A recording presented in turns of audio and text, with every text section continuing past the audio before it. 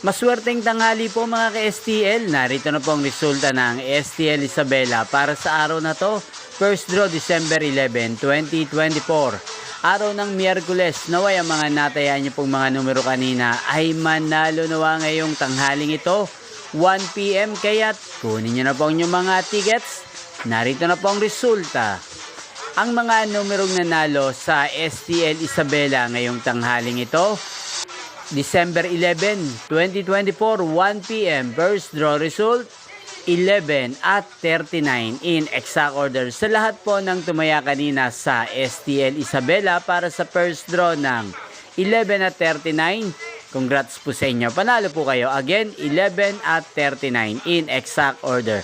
At shoutout po natin ngayong tanghaling ito sa STL Isabela, si Ate Joyce. Ate Joyce ng Isabela, shoutout po sa iyo, naway nasa mabuti ka pong kalagayan.